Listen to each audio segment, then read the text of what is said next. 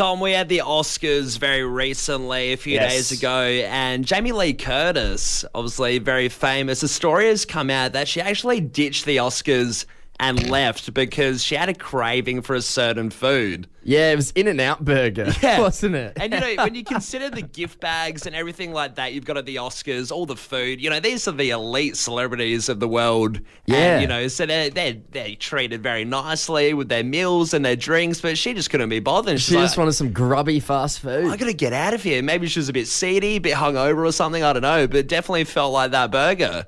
And it got us thinking about these weird cravings and food cravings people get. And I guess as two blokes, Tom, we didn't realise this was a thing until talking to a friend who's pregnant at the moment. Yes. And she was saying, you think it's your cravings for the occasional chocolate or whatever is bad. Yeah. Wait until, well, she can't say wait until you're pregnant because that won't happen to us, but, but she was saying, if you are pregnant, you get the weirdest cravings. So we didn't really know about that. You get so many different strange ones. She was talking about, chocolate, a classic one, things like vegetables, pickled cucumbers, ice cream, stuff like that. Yeah, we did some research into pregnancy cravings and found a bunch of celebrities that have come out with some strange cravings. Gigi Hadid was on Jimmy Fallon back in 2020 and had this to say about one of her strange cravings. My craving has been everything bagels. I eat an everything bagel a day, and so I was already so excited that my birthday cake was an everything bagel.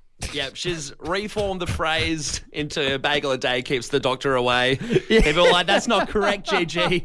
It's an apple. And she's like, no, I'm telling you. I need to eat a bagel. Also, there was Kim Kardashian. Have you heard this story? I haven't heard Kim's, no. When she was pregnant, First name basis, obviously. Yeah. Kimmy.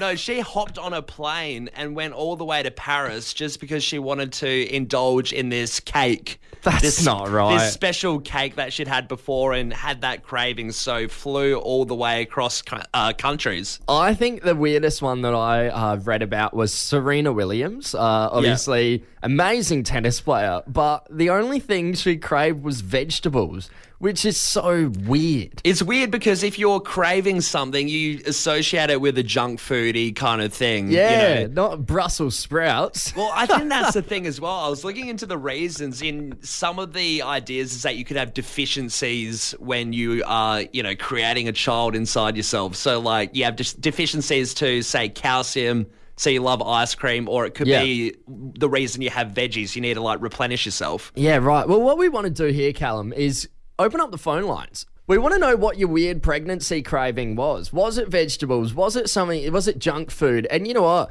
To all the partners out there too, all the blokes, maybe you've been sent out to get a weird craving food. You can call up as well, but we want to hear all those strange pregnancy cravings. On the text line, we've got Smurf texting in a couple of times. She was saying caramel flake storm with onion rings and also order a Big Mac, remove the meat and fill it with pickles. Jeez, bread and pickles. It's odd, hey? I do that occasionally, to be honest. I'm there with you. That's normal. What the hell?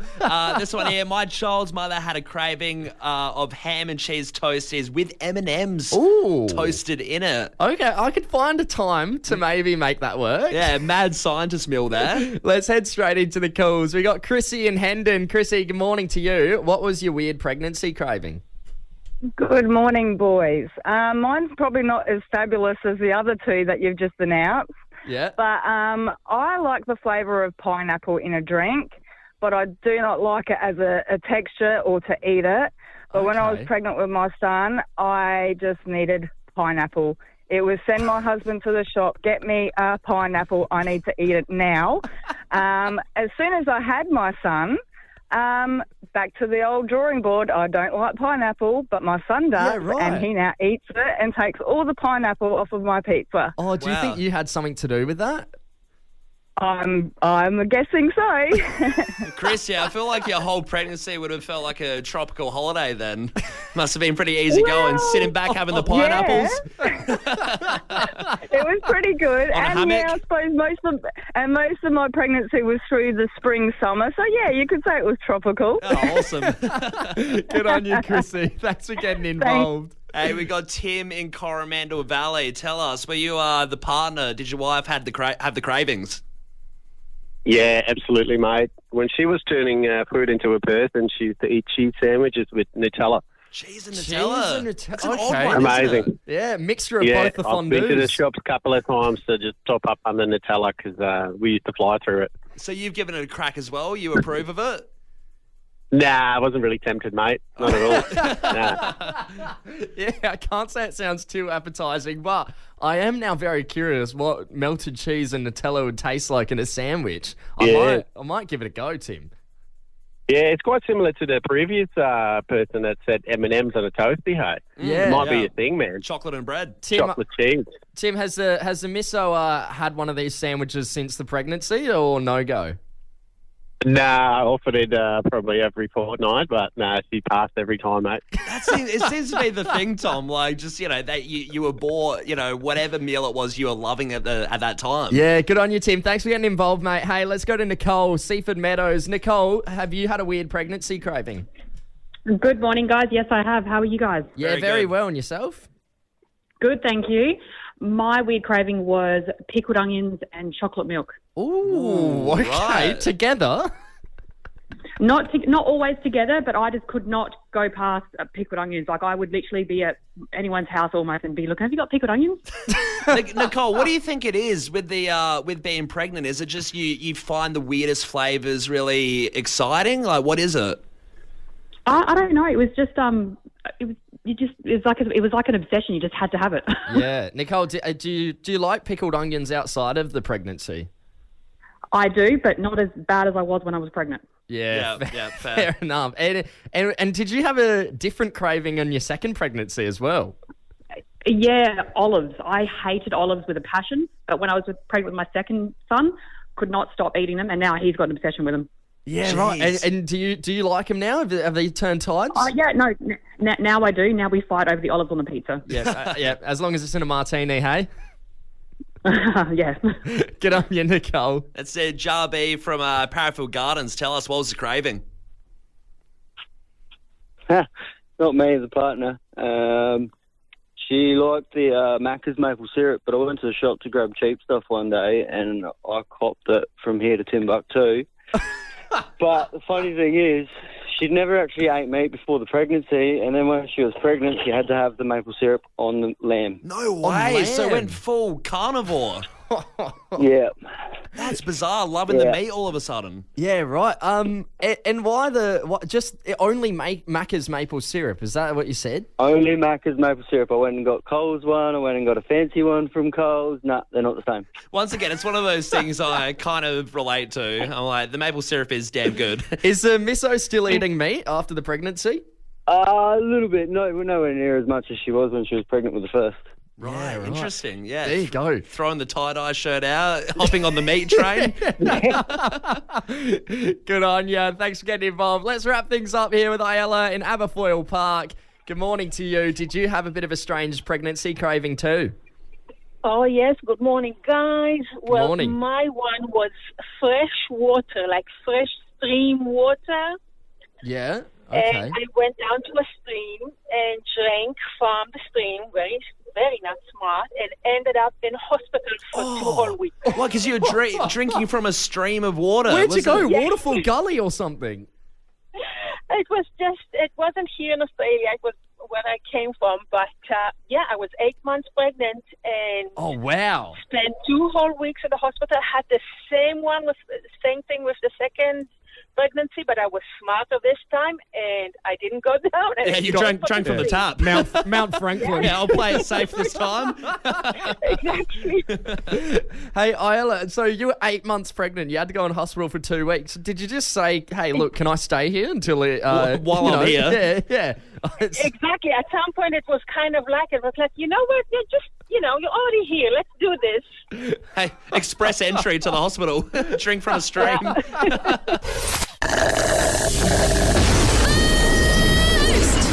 It's your chance to win a Boost Juice branded skateboard on Fresh 92.7. Well, Callum, we did say we're probably going to get in trouble for this because we've asked for a bit of a looser joke stream today, and that's exactly what happened. Yes. 2 minutes after we went into the last song, Watercolour by Pendulum, we had multiple people coming in here saying, Please stop doing that. That's Never it. do this again. Of course, yeah. I mean, some concerning looks from a few people in the office who have heard some of the jokes, coming through the text line and stuff. But of course, that's the way that you're going to the draw to win this awesome Boost Shoes skateboard by telling us today a little bit of a loose joke, a little bit of a crude one. Yeah, we thought stuff it. It's after 9 o'clock. Yeah, why not? Let's get a little bit weird with it this morning. Exactly right. The kids are in school. They're not going to hear it, I hope, unless, they're homesick or something. If you've got us on in the classroom, just turn us off. Should we get into the text line, though, first? There's a few that came through. Someone said, bit of toilet humour, guys. Haha.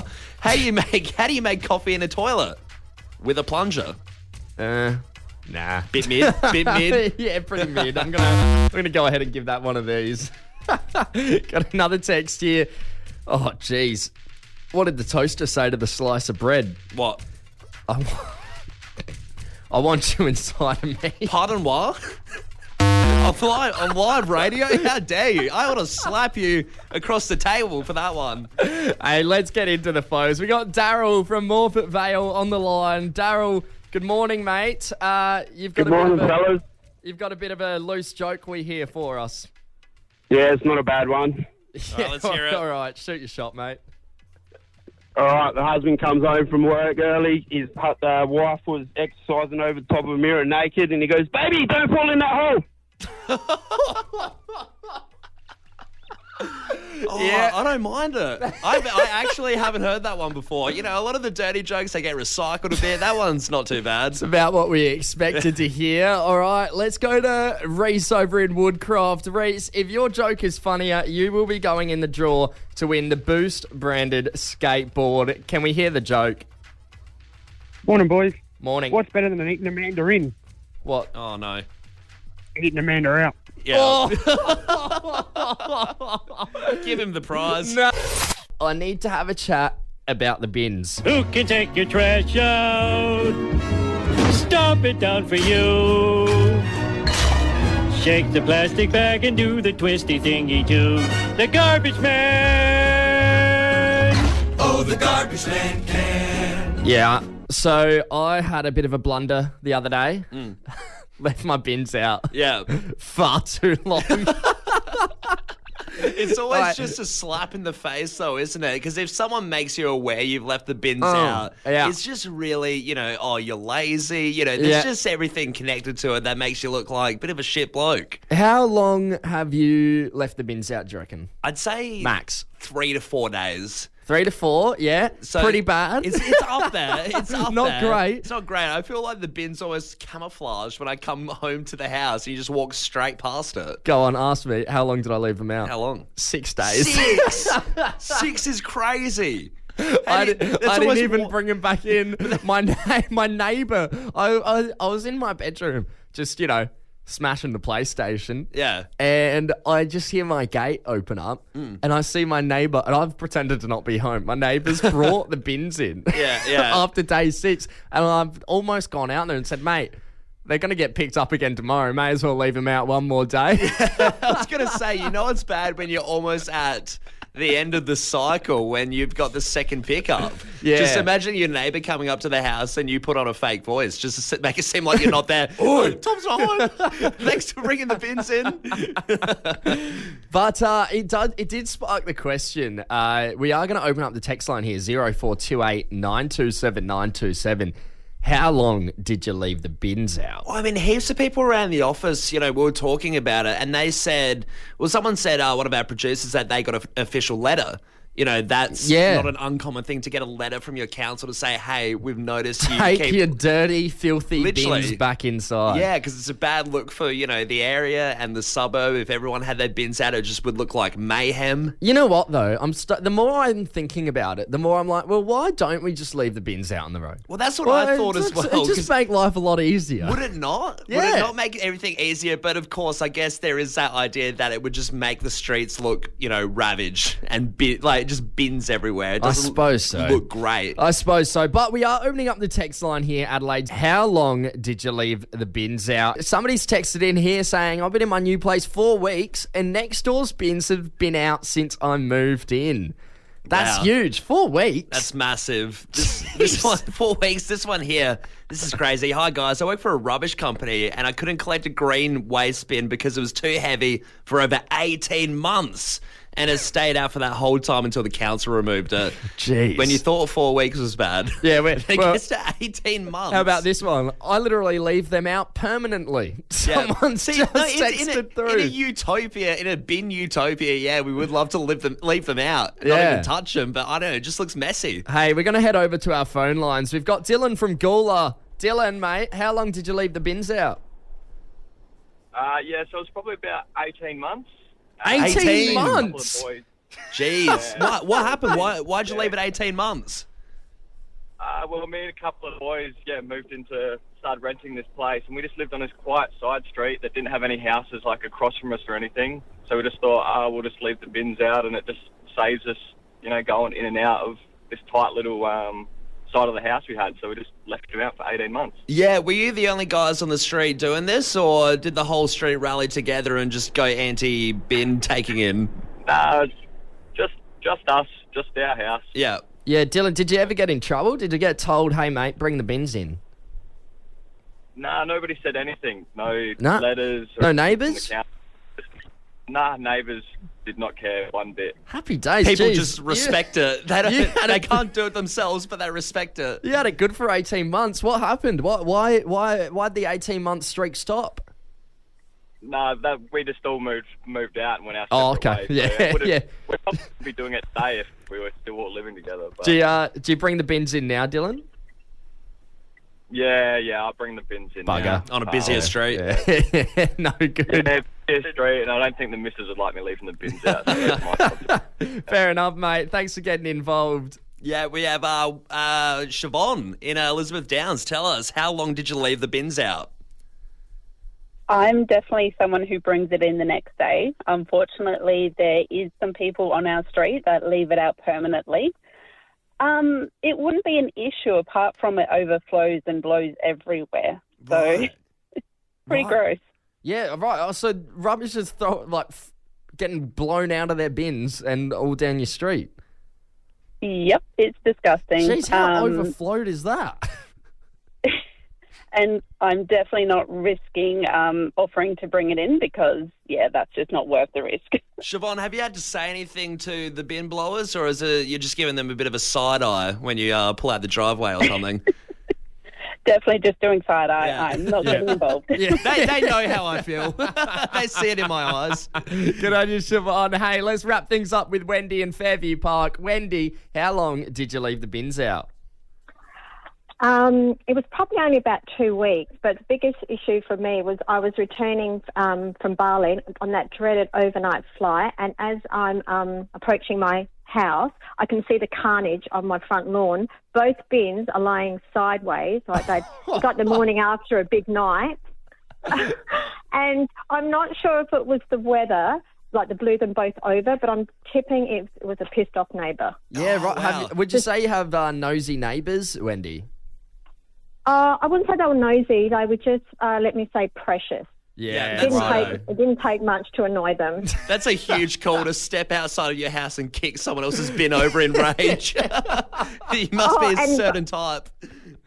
Absolutely, but I can legit see it happening, like legit. Like they would have walked past them a couple of times and then just thought, "Nah, stuff this.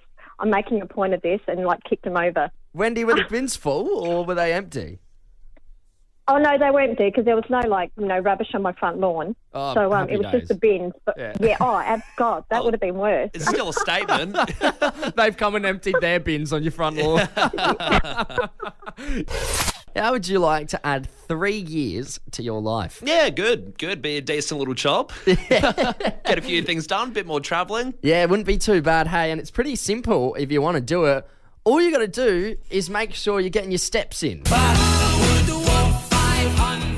Hey, Hey, this has been the big thing for a while. Obviously, the reason people wear Fitbits and Apple Watches, things like that, to make sure they're healthy and up to scratch. Yeah. Well, everyone's doing the 10,000 steps, and not really sure where that came from. I reckon it was the Fitbits, the Apple Watches. The trend of everyone wearing them.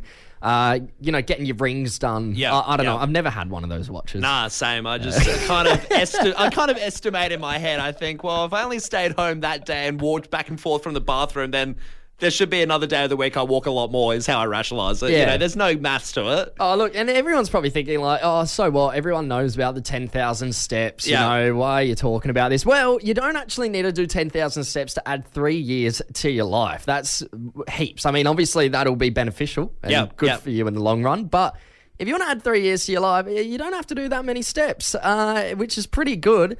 And I'll tell you what my dad does, because my dad does the 10,000 steps, so. Okay, well, he does has he not walked around the dining room table? Yeah, that's what he does. So every night, if he'll check his watch, and he just walks up and down the hall, around the table, and then up and down the hall. He does it for half an hour, and he's just checking his watch. He's like, all right, 9,000 steps, 1,000 to go. And he's just like, go for a walk, mate. Go around the block. It's really something to get used to, isn't it? It's really it's not odd. Frustrating, but, annoying when I'm trying to watch, Star Wars there in the lounge room. Nothing worse than your dad doing mayonnaise in your living room, in your peripheral while you're trying to watch something. So, but...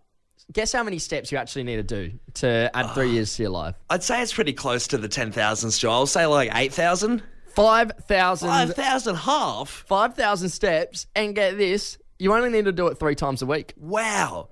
Because, has this not been the thing for years? It's been I've got to get my 10,000 steps in. Everyone says that it's become a part of the lingo. What, so it's only 5,000 and you get 3 years added to your life? 5,000 steps a day, 3 times a week. Well, for us blokes, it's probably only about 2.5 years. Yeah. For women, it's 3.